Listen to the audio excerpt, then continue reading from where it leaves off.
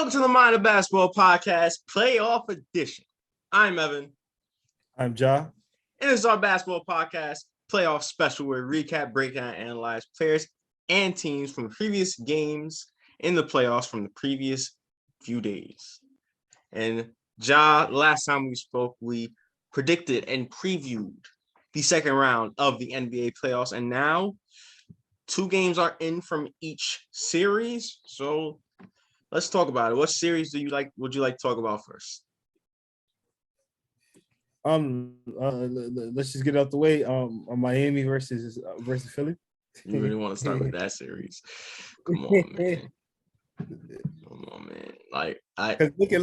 There's not much to say. There's not much to say. Really. No, there's really not much to say. I mean, the Sixers are outmatched. They clearly need Embiid. Thanks, Doc. And the Heat they've just done another level. I mean, also, by the way, congratulations to Tyler Hero, 6th man of the year. And he proved it the past 2 games, killing the Sixers. And with this on the Sixers side, the second game, because that first game, the second half was really rough, especially that fourth quarter. Fourth quarter was really rough for them. And the second game, offensively, they got better. Tyrese had over 30. Tobias had over 20. Harden had 20. But defensively, they suck. Or maybe just the Heat is just too good.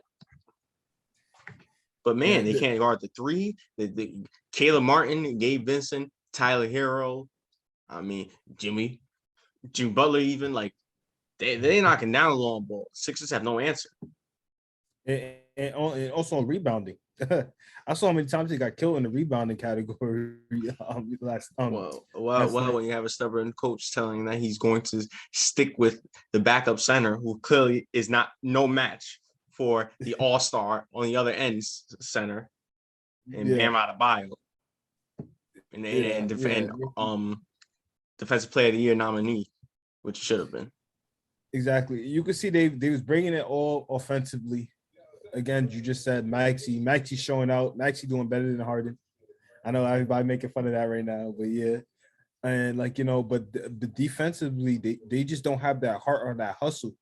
And I think that's where Joel Embiid plays a huge role, because Joel Embiid, obviously he brings it all around the floor on both ends, but in terms of defensively, he sets the tone for them. Him and Thibault, and I don't think Thibault has played a game yet.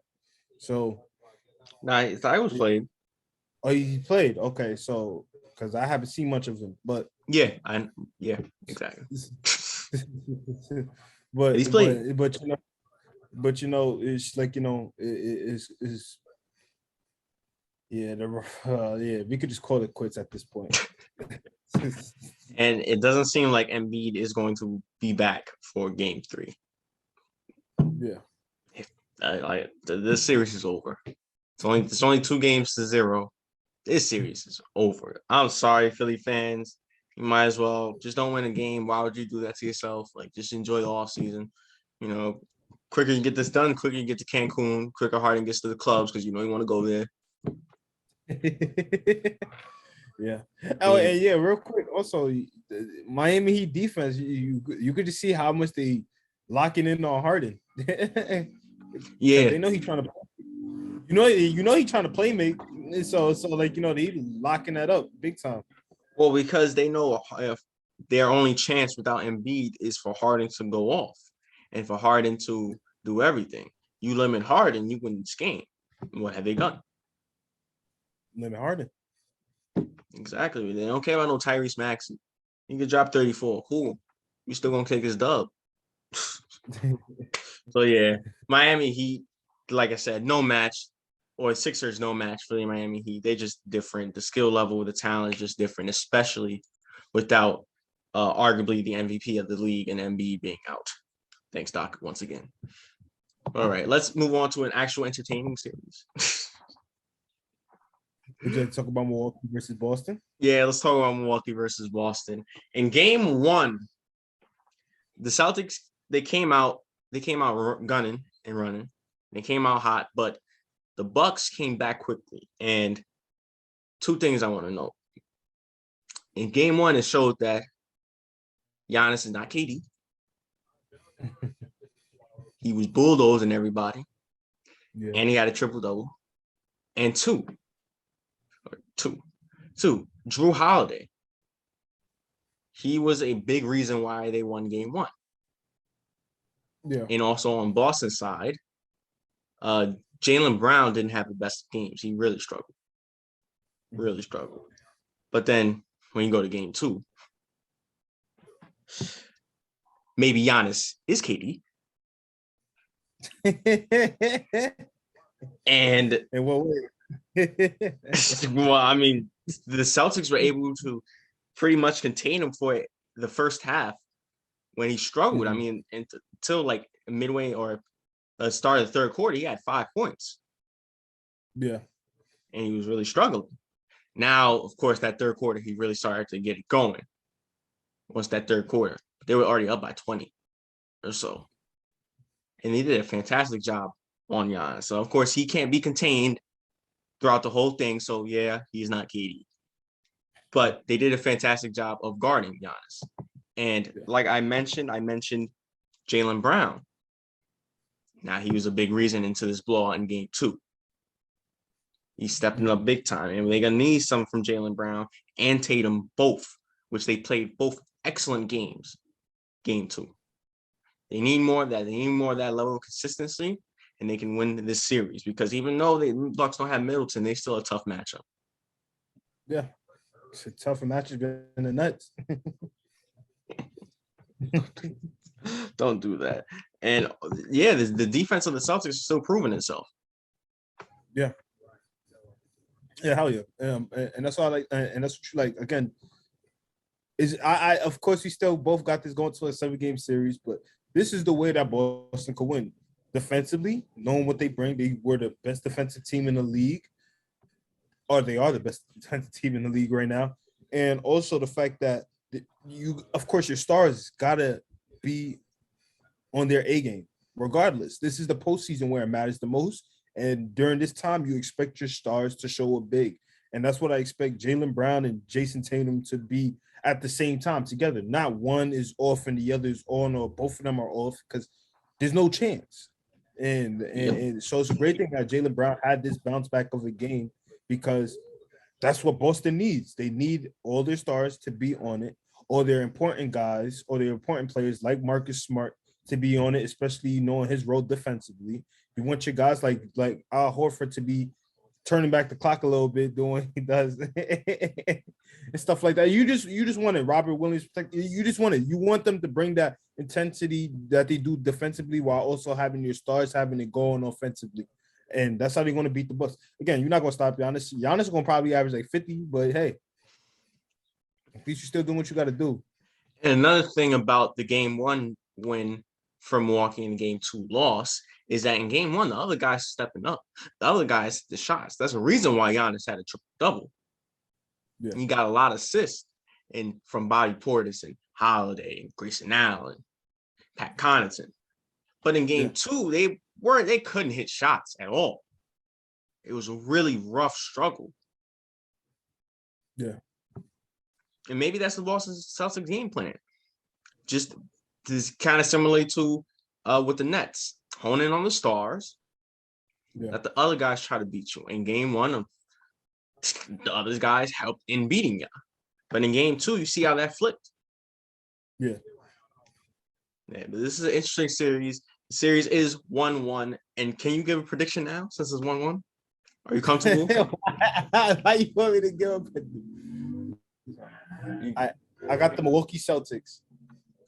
All right. He's still not going to give a prediction, but that series is tied 1-1, and we're going to go into Milwaukee. Now, we'll see what happens.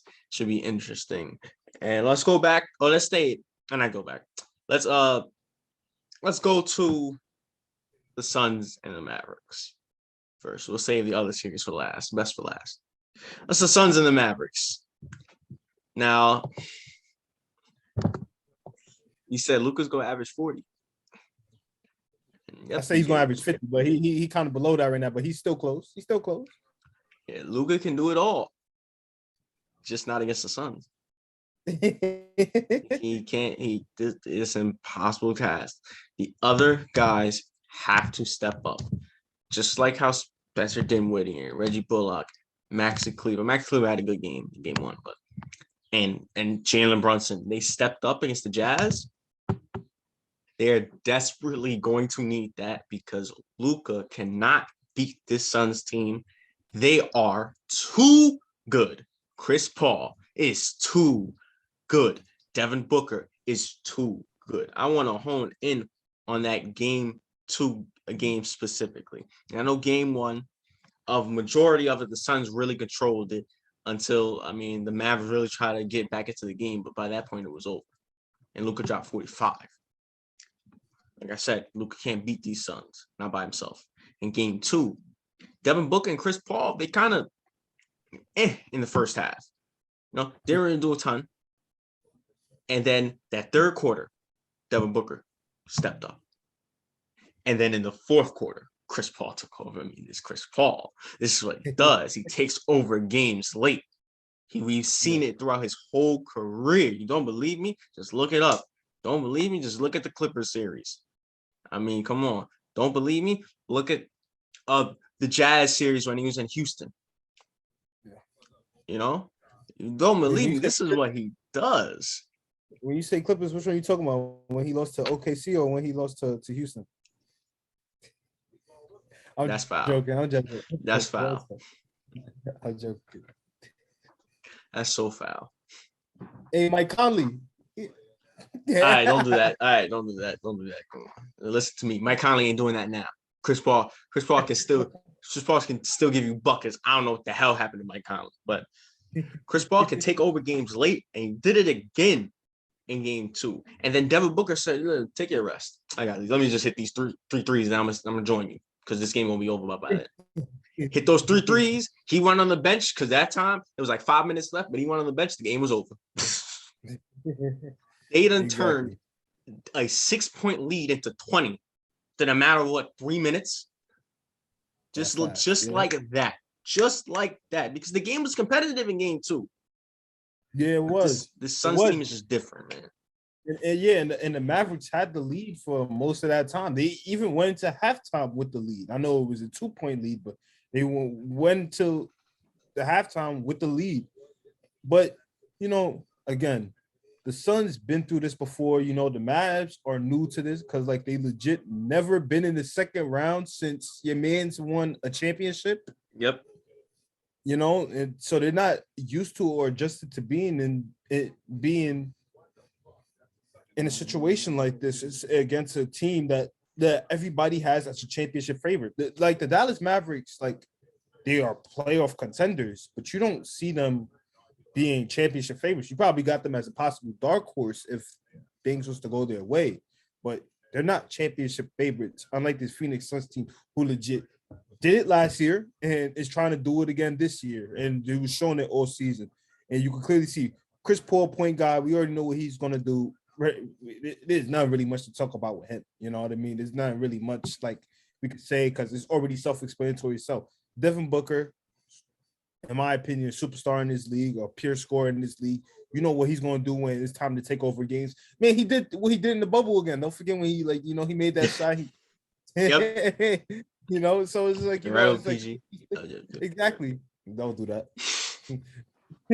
But he, what he's going to do, and what the rest of the team is going to bring. What the? Never having a 2-man ring. All right, but okay. Well, the Phoenix is going to do what they're going to do, especially defensively. Mikal Bridges. They're going to find some way to eventually blow teams out the water whenever they get the opportunity. Yeah, exactly. And I just want to note the Mavericks players, like Jalen Brunson, you can't score 9 points and go 3 for 12. Spencer Dinwiddie, you can't score 11 points and go 3 for 10. These guys, this is needed if y'all want to upset the Suns. You have to step up. Point those out because there are 2 other players that are behind Luka. Mm-hmm. So we're gonna need you guys to Dorian Finney-Smith. You can't have 2 points. Exactly. Luka cannot. He can't do this. He can't do this. This is impossible. Not yet. Hell yeah. The Suns team is just too good. Too talented, too skilled. But all right. As the Suns are up 2-0 and they go to Dallas, we'll see maybe the Mavs can get a game, please. But all right. Let's go to the final series, the most competitive one out of the four. The Memphis Grizzlies and the Golden State Warriors. Definitely the most physical out of the four. Yeah. Which one do you have? Draymond ripping you down from midair or Dylan Brooks actually smacking the hell out of you? Hey, grit and grind. And with that, I hope Gabe Payton, he gets better soon. Yeah. I don't think he's gonna. I think he's out for the rest of this series and possibly the next. Hoping for maybe an NBA Finals return if the Warriors make it there. But that's sad because he was a key player. Yeah, he was. The Warriors team. And with that being said, Dylan Brooks is suspended for Game 3 with his absolute smack to him. And these two games have been just wild. Wild. It's like the Grizzlies going on a run, the Warriors going on a run. The Warriors going on a run, the Grizzlies going on a run. Yeah. It's tit for tat. Yeah, and you saw it came close in both games, especially in that game one where legit Jordan Poole hit that shot, gave the Warriors the lead, and then all you know, Ja had an opportunity to win it at the buzzer, and it became Clay. Everybody. Oh, it was Clay. Clay at the shot. It was Clay, and then all you know, next thing, Ja Morant opportunity to win it. No, but the thing is, what you talked about. You can see a difference now in the Memphis Grizzlies a little bit in terms of they knew who they facing compared to who they were facing in the quarterfinals, in which they knew that they was facing the Minnesota Timberwolves. And what you said the problem was they came out sluggish, and if they do that, that's going to be a big problem because you cannot do that against the Warriors. The thing I like that I'm really liking that I've seen from them is the fact that they're coming out big. They're not coming out slow, low, out of energy. They're coming out with that big time rebellious degeneration X type energy that you expect to see from them. And that's what you like to see. And that's the reason why the games has been competitive, because they know what they should be doing. And they know who they're going against, because they know you sleep on Curry, yeah, good night.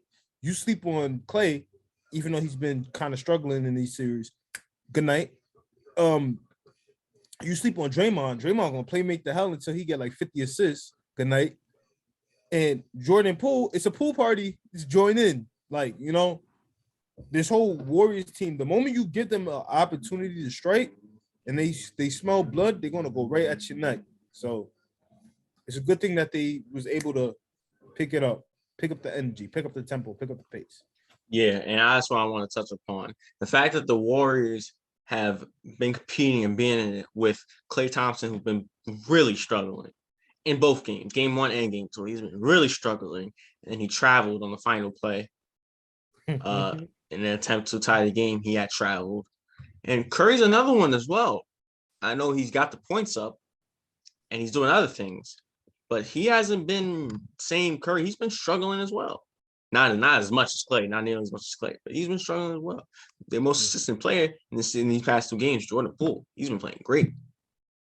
Yeah. No, but it's still they're in this game, they're in this series, even with Klay and Curry playing like that. And Draymond, even though he got ejected in Game 1, they was able to pull that off, and now he got a swelling up in his eye in Game 2. But of course, we cannot mention this series without talking about my guy. My God. Most improved. Oh, player of the year. Sense. Whether you like it or not. No sense. Ja Morant, J.A., my God. Dropping 47 in Game 2.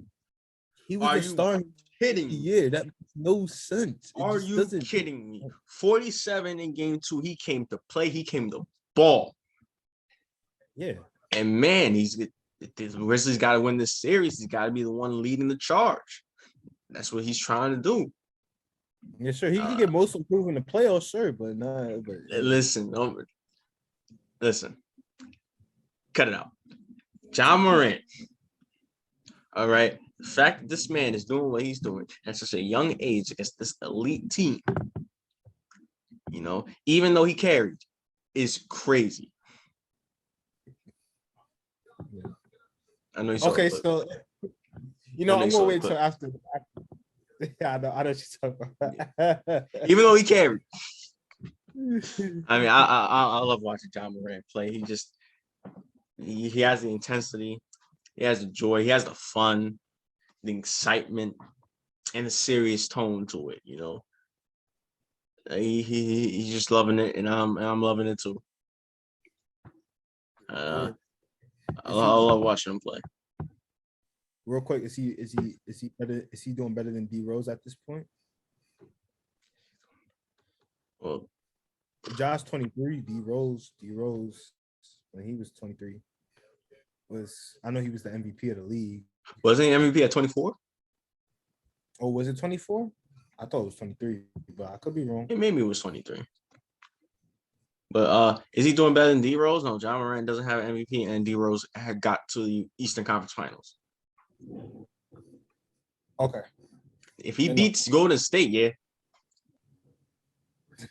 Yeah, because I can say Ja Morant beat Steph Curry. Who did you beat, D Rose? You beat Josh Smith and Joe Johnson. Don't do that. Like, come on. Even without Ja's MVP. And the stats are similar. If you really look at it, it's crazy. It's a different time. Yeah. But yeah, I had to mention Ja. I had to mention Ja. Let me see the time. Okay. Still got 2 minutes. All right. Now, as we wrap up this pod, Ja, let's do predictions for game 3. Let's do it. All right. Starting off, as of this recording tonight, actually not of this recording, as this is released tonight, Friday, game 3, 7:00, ESPN. The Miami Heat go to Philadelphia to try to unofficially end the series against the 76ers. Who you got? Look, I know you're going to look at me crazy because the series should be over, but, I'm going to go with the underdog still. You know what I mean? I'm going to give them some type of faith. I'm going to have some type of belief in them. Like, I know it's over for them literally, but it's like, I feel bad for them. So I'm going to still choose them. Philadelphia. Interesting. Heat. ESPN, game 3, 9:30. Also up 2-0. The Phoenix Suns go to Dallas to try to officially end the series against Luka and his Mavericks. Who do you got? They're back home. I got Luka and the Mavs. That's what I agree. I got Luka and I got the Mavericks. All right, that is Friday. That is tonight. As when this is released. Now for tomorrow, Saturday, 3:30, game 3 on ABC. In Milwaukee, if the series is tied, one team looks to take the advantage and take the lead. What do you got, Boston or Milwaukee? Milwaukee. That does not mean I want them to win the series. I do not have choosing. I know I chose Milwaukee. Choose, man. I got them winning game 3. Lord have mercy, man. I got Boston. I can't go against that. All right. Well, I mean, you're not picking, but. And later that night, 8:30, ABC.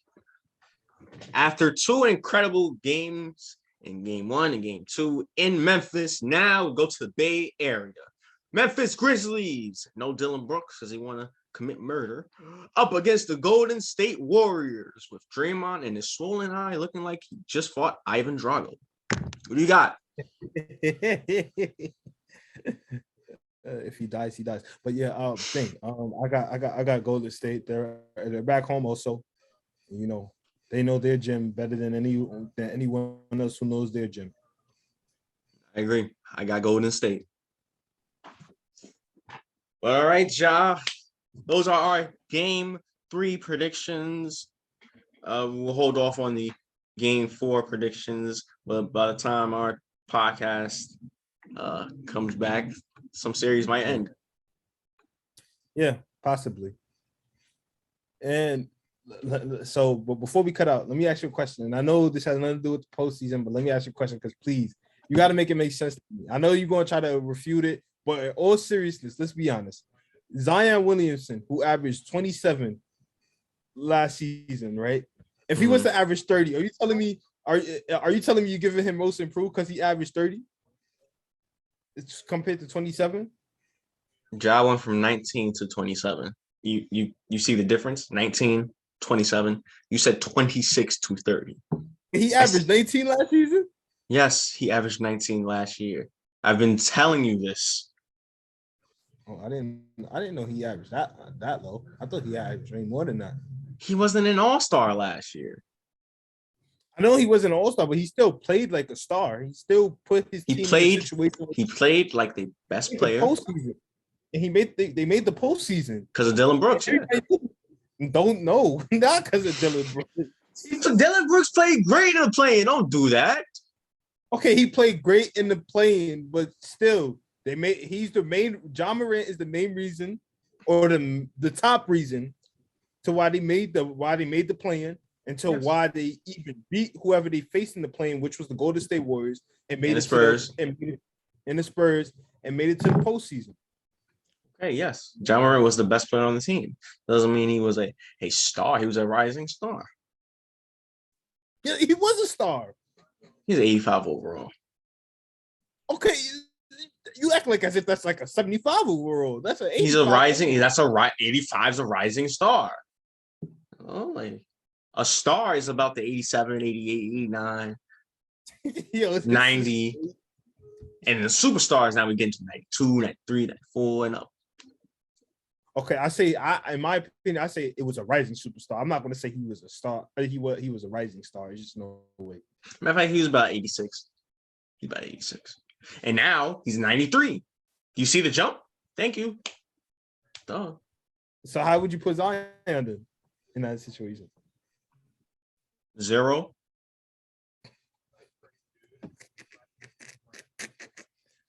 Nah, I say 50. Can you tell him to stop eating, please? Hey, he can still jump. He's not gonna have a long career like that, man. We want to have a long career. What's going on with Zion? Hey, don't tell that to Charles Barkley because he ate a lot, but he still dominated. Yeah, Charles was slim for the majority of his career. Okay, yeah, he was slim. Okay, I'm joking. Don't do that. Yeah, come on, Zion. We all room for you, but come on, man. Someone gotta get you out of New Orleans. Why? Because the food is good. Just imagine if he came to New York. That all wanted him to come to New York, teaming with RJ and Cam, right? But like that means go to Charlotte. I'm pretty sure Charlotte got some good food. I mean, go to Minnesota. Minnesota. Yeah, go to Minnesota. That cold climate, he's not gonna like. So you're not gonna want to go outside. Hey, the good thing is he can eat healthy because they got a whole lot of fish. Put him in Canada, man. Put him out the country. Like Zion, just please, man. Get in shape, please. We all want to see you back. Imagine the New Orleans Pelicans with Zion. Imagine that team with Zion Williamson. Well, they kind of potentially beat this Suns team. Yeah. And imagine them to start next year. They probably gonna be a top 5 seed. Yeah. CJ McCollum, Brandon Ingram, him, what's his name? Devontae Graham, Jonas Valanciunas, Jose Alvarado, Herbert Jones. Like that's a good unit. Yeah, y'all hyping up Jose, but hey. I'm just joking. Yeah, don't do that. All right. Let's go home. Let's take this home. He strips Chris Paul twice, and like I guess he's somebody, huh? So now you don't like him, huh? Now you don't like him. Maybe it reminds you too much of your pops, Pat Bev. Just pesty and annoying. Hey, That's who he is. That's who he is. I love Jose Alvarado, just not against Phoenix. But all right. How about Pelicans? They're not even there. Yep, you heard our predictions for Game 3. Ja has the Sixers. I have the Heat. We both have the Mavericks. Ja has the Bucks. I have the Celtics. And we both have the Warriors. Those are our predictions for Game 3. If you want to know our predictions for each series, we'll go back to our last pod where we predict the second round of these playoffs. But now, all that being said, thank you guys for watching today's podcast. Make sure to tune into our next podcast. Make sure you like, share, subscribe, comment, support the channel, give us feedback, all that good stuff. Yep, and also tune into our social medias, our TikTok and our Instagram, and be sure to stay tuned because we have another special video coming out this Saturday. Yes, very special video about an all-time legend, an all-time great, especially his performance. Mm-hmm. Huh? Underrated, I said. Underrated. I don't know if he's underrated. I don't know about that. I think he's properly rated and rightfully so. But, yep, that all-time great, specifically his performances in the playoffs. Just don't tell David Robinson. But, all right. Of course, I am Evan. I said that that's finals. I'm Evan. That's true. I'm Ja. And he was also down 3-2. And this was the thanks, Pat Riley. Mind of Basketball podcast. Season 2, playoff edition. Playoff edition.